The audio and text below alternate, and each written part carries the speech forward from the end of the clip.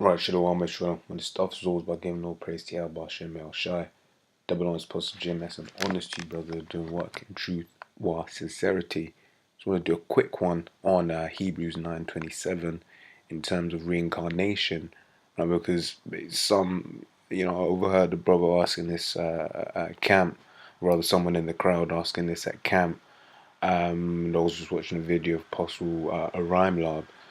Basically, he also touched on the scripture as well, so I thought, it's fitting that I'll just do a quick one on it. Basically, the guy at camp was just asking, he has the understanding of reincarnation, but apparently this is one of those scriptures that they use to try and disprove reincarnation, right? So this is Hebrews 9:27 says, "And it is appointed unto men once to die," and this is true. You do die once. Your flesh dies once. The brother that responded to the guys basically gave the example of Elijah died and then he came back as John the Baptist. They're the same person, they're the same spirit, but they're not the same person. Elijah died once, John the Baptist died once. Right, King David died once, King Marsha died once. Right, it says, but after this, the judgment.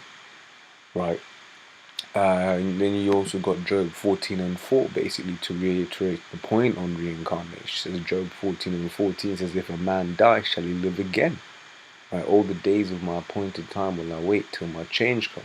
Right, so in times like this, especially if you're coming into the truth, if you got like a load of scriptures saying this is a fact, and then you look at another scripture which seems to contradict that, just pray to the Lord, and the Lord will shed some light on it for you, because it's just a thing of you haven't got the understanding that the scriptures don't contradict themselves, right, at all. Right, so in Job, it's telling you that when a man dies, his spirit dies. Basically, the Most High will you live again, but as a new man, not as the same man. Right, this is Ecclesiastes 3:16. I wanted to touch also on this bit on there, but it says, but after this, the judgment. Right, so what's this judgment talking about? Is it hell? What is it? We know that hell isn't a thing. As Ecclesiastes 3:16 says, and moreover I saw under the sun the place of judgment, that wickedness was there, and the place of righteousness, that iniquity was there. So what's under the sun? The earth. Right, and that's where judgment is. When you die, you basically get judged here. Right, I'm going to jump down to verse 19. It says, for that which befalleth beasts, the sons of men, for that which befalleth the sons of men befalleth beasts, even one thing befalleth them, and as the one dieth, so dieth the other. Yea, they all have one breath, so that a man hath no preeminence above a beast, for all is vanity. All go unto one place, all are of the dust, and all turn to dust again. Who knoweth? And here's the point, who knoweth the spirit of man that goeth upward? Where does it go to? It goes to the Most High. Right, when you die, your spirit goes up to the Most High. When you read Job 3:11, it expounds on that point. It says, why died I not from the womb? Why did I not give up the ghost when I came out of the belly?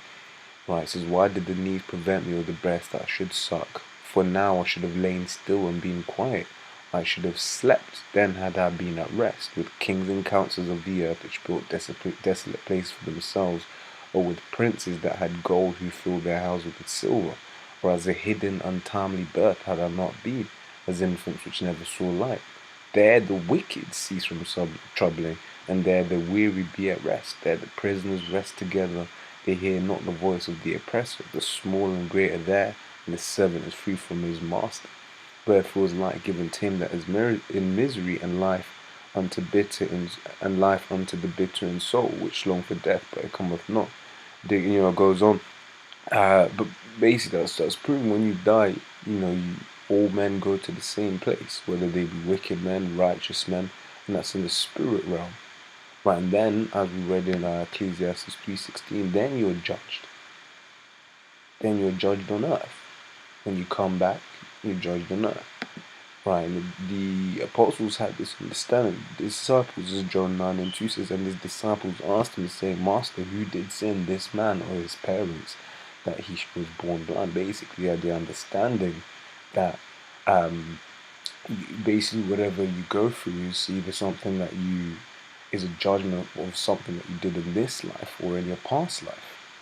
Right, in this particular instance, basically when you read verse 3, it says, Yahushua answered, neither hath this man sinned nor his parents, but that the works of the Most High should be made manifest in him. Basically saying that this man was born blind not because of sin, but just to show that the Most High has power in this world.